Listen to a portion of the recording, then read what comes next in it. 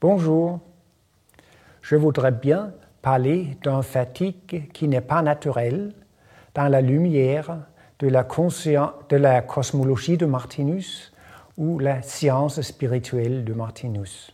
Moi, je m'appelle Ole Terkelsen, je suis danois et j'ai appris le français à l'école au Danemark et au lycée au Danemark, mais j'ai eu de la chance de pouvoir faire des études, quelques mois, à l'Alliance française à Paris. Et Martinus, c'est un intuitif danois qui a créé une cosmologie, une image du monde éternel. Et il a écrit 10 000 pages. Il est né 1890. Il a vécu 90 ans, il est décédé en 1981. Quand il avait 30 ans, il a eu une illumination, il était initié, il a eu une conscience cosmique. Et pendant 60 ans, il a écrit son science spirituelle. Et dans cette vidéo, je voudrais bien aborder le thème d'une fatigue qui n'est pas naturelle. Si on a beaucoup travaillé, on va devenir très fatigué. Mais si on dort, si on se repose, on peut réparer cette fatigue, c'est sans problème. Mais il y a une autre espèce de fatigue qu'on ne peut pas réparer avec on ne peut pas se reposer, dormir, parce que il y a des hommes qui sont très fatigués, ils sont déprimés, ils restent dans le lit, pas seulement 8 heures, mais 10 heures, 12 heures, 14 heures chaque jour. Et ça ne veut pas s'améliorer, on est toujours très fatigué. Et Martinus dit, quand le problème de la fatigue n'est pas dans le monde physique, on n'a pas travaillé, c'est la cause est dans la conscience, dans le monde spirituel. On a des pensées erronées, on a fait des erreurs de pensée. Et si on veut se guérir de cette fatigue qui n'est pas naturelle, il faut travailler avec sa conscience. Et le cause le plus commun de cette fatigue qui n'est pas naturelle, ce sont des pensées qui on s'imagine qu'on est une victime. On pense que c'est les autres qui me traitent dans une manière erronée. On se sent comme un martyr. On pense, moi, je suis presque comme un ange. Mon situation, mes problèmes est causé des autres. C'est mon époux, c'est mon chef, mes collègues, mes enfants, mes parents, ce sont les immigrants, les communistes. C'est toujours les autres qui est la cause de mes problèmes. Et ce sont des pensées très négatives. Et dans sa science spirituelle, Martinus explique la loi du karma. Il y a une loi de sort, il y a la réincarnation. Et il y a, quand on a fait un acte, quand on a dit qu'on a fait quelque chose, on va envoyer une énergie. Et à la fin, cette énergie va revenir. Tout ce qu'on peut vivre, c'est de la karma. L'entourage est un miroir de moi-même. Mais avec les yeux physiques, ce sont les autres qui sont la cause de mes problèmes. Mais selon la science spirituelle, ce sont mes propres énergies qui vont revenir.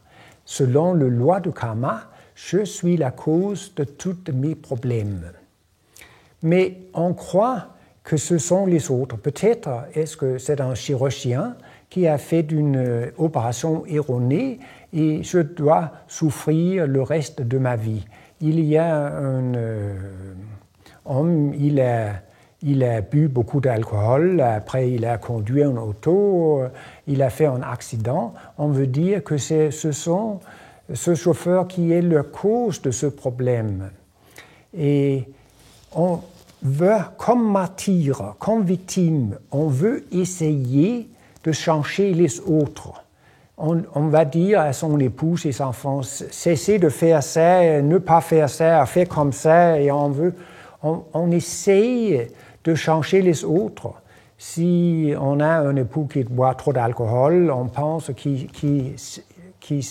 s'il veut cesser, elle veut cesser, ça veut résoudre les problèmes.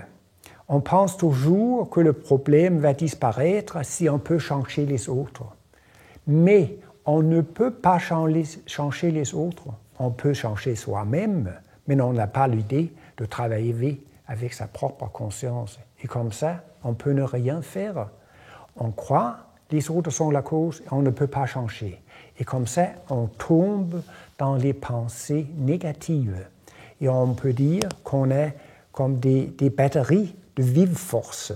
Si on a des pensées négatives, ça veut décharger les batteries. On perd de force de vivre et on devient de plus en plus fatigué. On va être très déprimé. Et Martinus a expliqué, si on veut se guérir de cette situation, il faut comprendre les lois de la science spirituelle ou les lois du cosmos, les lois de la vie. Et le premier on doit faire, c'est de dire « Moi, j'ai créé mon propre sort. Je suis la cause de ma propre situation. » Et aussitôt qu'on peut dire « Moi-même, je suis la cause de mes problèmes », la force de vivre va revenir, l'optimisme va revenir, parce que c'est très important si on prend un 100% responsabilité de sa propre vie. Si on veut dire, si tu me critiques, je deviens déprimé. Si tu es fâché avec moi, je deviens malheureux. Ce sont les autres qui décident comment ma conscience, ma situation est. Mais c'est très important de prendre cette responsabilité.